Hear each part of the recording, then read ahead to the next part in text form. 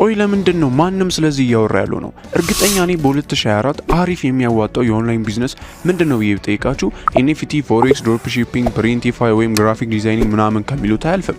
እናም እስማማለሁ። እሺ እነዚህ በጣም ከተሰራባቸው አሪፍ የሚያዋጡ የኦንላይን ስራዎች ናቸው።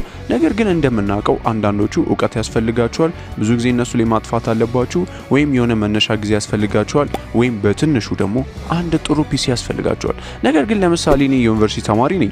እነዚህን አንደኛቸውንም ላሟላ አልችልም እና በሚያስገርም ሁኔታ ደግሞ የመጀመሪያው ፒሲ የሌለው ዩኒቨርሲቲ ተማሪ ነኝ። ስለዚህ ለኔ የሚሆነው ቀላሉ በስልኬ ልሰራው የምችለው ቀላሉ የኦንላይን ቢዝነስ ምንድነው የሚለው ነው። እናም ሁሉም ሰው ይሄን ቢዝነስ ያውቀዋል፣ ሁሉም እየሰራበት ነው። ነገር ግን በሚያስደነግጥ ሁኔታ ማንኛቸውም ስለዚህ እያወሩ አይደለም። እኔ ዮናስን ሳቀው ለመጀመሪያ ጊዜ ዩኒቨርሲቲ ሊድ ስል እዛ ምን እንደሚጠብቀኝና ሶሻል ወይ ናቹራል የቱ እንደሚያዋጣ እንዲሁም ደግሞ በካምፓስ ውስጥ ያሉ ዲፓርትመንቶችን የሚገልጹ ቪዲዮዎችን ነበር የሚሰራው። እናም በሰዓቱ ወደ 7000 ሰብስክራይበር አካባቢ ሲኖረው እንዲሁም ደግሞ አብዛኛው ቪዲዮዎቹ ከዶርም መስኮት ላይ ወይ በር ላይ በሚመስሉ ቦታዎች ላይ ነበር ቪዲዮ ሲቀደማቀው። ነገር ግን አሁን 100,000 ሰብስክራይበር ባም ባም ባም። እናም በርጣሚዮስን ሳቀው የሆነ ኮንዶሚኒየም በሚመስል ቤት ውስጥ እየኖረ የሆነ አስደንጋጭ ቪዲዮ ያሳየንና ሮጦ ጭንቅላቱን ምጣድ ውስጥ ከቶ ሲያፈነዳው ነበር ማቀው። ነገር ግን አሁን ባም ባም ባም። እኔ ዩቲን ሳቃት ዶርም ውስጥ ቁጭ ብላ የተለያዩ የአማርኛ ፊልሞችን እያስመሰለች በድምጿ ስትሰራ ነበር ማቃት። ነገር ግን አሁን ባም ባም ባም። እሺ ግን ሰዎች ቆይ ዩቲዩብ ግን ስንት እንደሚከፈል ታውቃላችሁ? አዎ ለሁሉም ሰው እንደያንዳንዱ ቪዲዮ ይለያያል። ነገር ግን አቨሬጅ በአንድ ሺህ ቪው ከ3 እስከ $7 ይከፍላል። ይህም ደግሞ ለምሳሌ ወንድማችን ዩቲዩበርስ በዩቲዩብ ስንት እንዳገኘ ቪዲዮ አሳይቶን ነበርና ነውር ካልሆነብኝ እሱን ብጠቀም ቪዲዮ ላይ እንደሚያሳየን ከሆነ በ123,000 ቪው ወደ $748 እንዳሳየ ያሳየናል። ይህም ደግሞ በኢትዮጵያ ስታሰሉት ወደ 41,000 ብር ማለት ነው። ይህም ደግሞ በአንድ ቪዲዮ ነው። እናም ብዙም ላይ መስል ይችላል። ነገር ግን ቪዲዮ ላይ ስገባ ወንድማችን በዚህ ወር ብቻ ወደ 400 ምናምን ሺህ ቪው አለ።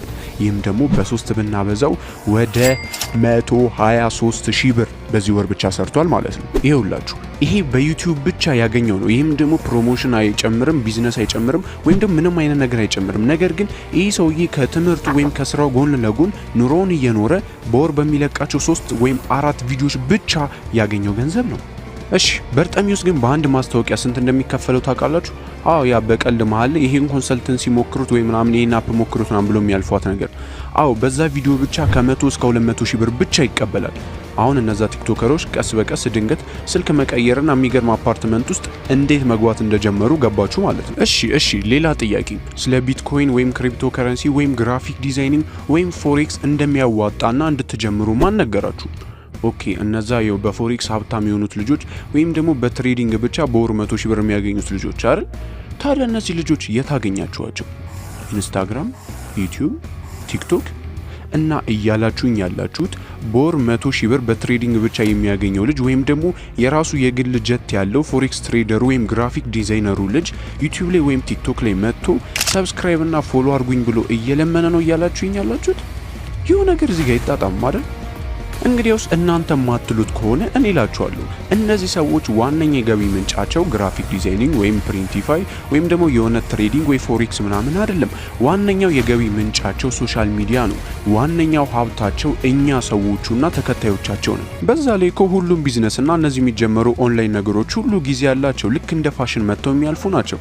ለምሳሌ እኔ ቢትኮይንን ሳውቀው በላፕቶፕ ላይ ማይን ማድረግ ትችሉ ነበር። በዛ ላይ ደግሞ አንድ ቢትኮይን ወደ 70,000 ብር አካባቢ ነበር። ነገር ግን አሁን ግቡ እስቲ አንድ ቢትኮይን 2 ሚሊዮን ብር ነው እና በኮምፒውተር ወይም ምንም ልታረጉት አትችሉም ጀስት ከመግዛት ውጪ እና አሁን ፑፍ በቃ ከአገልግሎት መስጫ ክልል ውጪ ሆኗል። እሺ ለምሳሌ በአሁን ሰዓት በጣም ታዋቂ የሆነው ደግሞ ግራፊክ ዲዛይኒንግ ነው። ያዋጣል ሁሉም እያለ ነው።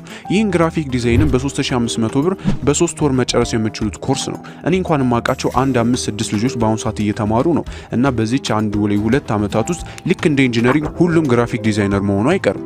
ነገር ግን ሶሻል ሚዲያ መቼም አያረጅም። ምክንያቱም እዚህ ጋር አንድ ያላችሁ ሀብት ወረቀት ወይም ዲግሪ አይደለም። ምክንያቱም እዚህ ጋር ሀብታችሁ ሰዎች ናቸው።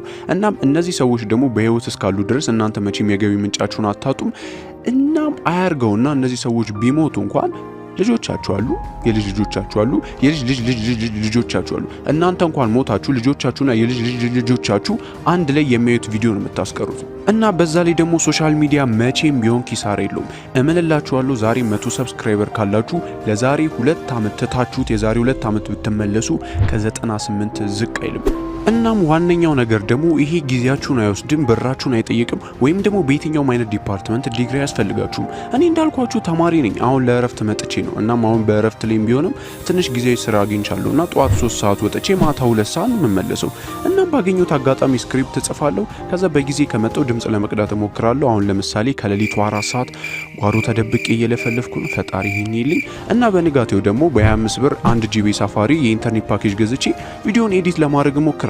በቃ ዮናስ ይሄን ሲጀምር ተማሪ ነበር፣ ዩቲም ተማሪ ነበረች፣ ሙሴም ተማሪ ነበር። እሺ ስለዚህ አሁን ትንሽ እንረፍና ወደ ዋናው ጥያቄ ስንመለስ ይሄንን ታዲያ እንዴት ነው እኛ በስልካችን ብቻ መጀመር የምንችለው ነው የሚሆነው። እንግዲህ እውነቱን ለመናገር ሁሉንም ነገራችሁ አልጨርስም። ነገር ግን የሚያስፈልጋችሁ 2 ነገር ብቻ ነው። እሱም ፐርሰናሊቲ እና ኮንሲስተንሲ ነው። ምክንያቱም ሶሻል ሚዲያ ላይ ለማሸነፍ ምርጡ መሆን አይጠበቅባችሁም። ነገር ግን እናንተን በራሳችሁ መልኩ የምታያቸውን ነገሮች ማሳየት ነው የሚጠበቅባችሁ። እናንተ ብቻ የምትረዱበት መንገዶች አሉ፣ የምታነቧቸው መጽሐፎች፣ እናንተ ብቻ የምትስቋቸው ሳቆች አሉ። ለዚህ የእናንተን አመለካከት ለሰዎች ለማጋራት መሞከር ነው። ለምሳሌ ዩቲዩብ ላይ የምናውቃቸው ራሱ እና አብሬሎ፣ ባቢ፣ አሌቲዩብ፣ አሴር ቲዩብ፣ ዳሎል ወይም ደግሞ ወደ 10 የሚሆኑ የዩቲዩብ ቻናሎች አሉ። እነዚህ ኮፒ ፔስት ናቸው፣ ተመሳሳይ ቻናሎች ናቸው። እንዲሁም ደግሞ በሚያስገርም ሁኔታ ተመሳሳይ ኮፒ የሆነ ቪዲዮዎች ነው የሚሰሯቸው። ነገር ግን እስቲል እኛ ከማየት አናቆርም። ምክንያቱም አብሬሎ ራሱ የሚሰራበት መንገድ አለው፣ ባቢ የሚሰራበት መንገድ አለው፣ አሌቲዩብ የሚስቅበት የራሱ መንገድ አለው። እናም ሁሉም የራሳቸው መንገድ አላቸው። ተመሳሳይ ቪዲዮዎችን በተለያየ መልኩ ይገልጹላቸዋል። እንዲሁም ደግሞ ቲክቶክ ላይ ስንቴ ነው አንድ ትሬንድ የሆነ ድምጽ ይጠቀሙና ሁሉም 20 ወይ 30 የሚሆኑ ቲክቶከሮች በተመሳሳይ ሁኔታ ተመሳሳዩን ድምጽ በመጠቀም ቪዲዮ ሲሰሩ 20ውንም 30ውንም ማየት ላይክ ያደረግነው መቼ ነው? ምክንያቱም ቅድም እንዳልኳችሁ ተመሳሳይ ድምጽ ወይም ተመሳሳይ የፊልም ፓርቲ ቢሆንም ሁሉም የሚገልጹበት መንገድ አላቸው። ዩቲ የራሱ አገላለጽ አላት፣ ነቢሉ የራሱ የሚገልጽበት መንገድ አለው፣ እንዲሁም ደግሞ በርጠሚውስ የሚያቀርብበት የራሱ መንገድ አለው። ለዚህ ዋነኛው ቁልፍ ነገር ሶሻል ሚዲያ ላይ ፐርሰናሊቲ ወይም የእናንተ ማንነትና ሁለተኛው ደግሞ መሰረታዊ ነገር ትዕግስት ነው። አዝናለሁ ሶሻል ሚዲያ ላይ በአንድ ሌሊት የሚነጋ ነገር አይደለም። ሰዎች እስኪያውቃችሁና እናንተን እስኪለምዷችሁ ድረስ ጊዜ ይፈልጋል። ለምሳሌ እኔ እስከዛሬ ወር ድረስ 1000 ሰብስክራይበር እና እንዲሁም ደግሞ 30፣ 20፣ 60 እንዲሁም ደግሞ ማክሲመም 200 ቪው ያለው ሰው ነበሩ። እናም ድንገት ከየት እንደመጣ አላቅም፣ ድንገት አንደኛው ቪዲዮ ይታየልኝ እና ይሄው በዚህ ወር ብቻ ወደ 5000 ሰብስክራይበር እና 60000 ቪው ደርሻለሁ። ይህ ሁሉ የሆነው ቪዲዮዎች ምርጥ ስለሆኑ ወይም ገራሚ ስለሆኑ አይደለም። ጀስት ደረቅ ልጅ ስለነበርኩና የኔ ቪዲዮ የሚመቻቸው ሰዎች ድንገት ስላገኙኝ ነው። ይኸውላችሁ 100 ቪዲዮ ብትሰሩና 99ኙ ምንም ባይታዩላችሁ ድንገት 100ኛው ቪዲዮ ቢታይ 100ኛው ቪዲዮ ያየው ሰውዬ 99 በቀጣዩ ቀን ይመጣለታል፣ እሱን ያያል። ከዛ ከ99ኛው በኋላ 98ኛው 97ኛው እያለ ቀስ በቀስ ያ አንዱ ሰውዬ ብቻ 100ውን ቪዲዮአችሁ ማየቱ አይቀርም። ስለዚህ ደረቅ ሁኑና ሁልጊዜ ፖስቱ እና መጀመሪያ ደግሞ ከሁሉም በፊት ጀምሩ። እሺ በቃ እጀምራለሁ፣ ችግር የለውም፣ ይሳካልኛል። ስለዚህ አሁን ግን አንድ ጥያቄ፣ ቪዲዮ እንዴት ኤዲት እንደሚደረግ አላቅም እያላችሁ ከሆነ ያው ፕሮፌሽናል ባላረጋችሁም፣ ነገር ግን መጀመሪያ እንዲሆናችሁ በስልካችሁ ብቻ እንዴት እንደኔ ቪዲዮ ኤዲት እንደምታደርጉ ማወቅ ከፈለጋችሁ ይህን ቪዲዮ ማየት ትችላላችሁ። መልካም ቀን።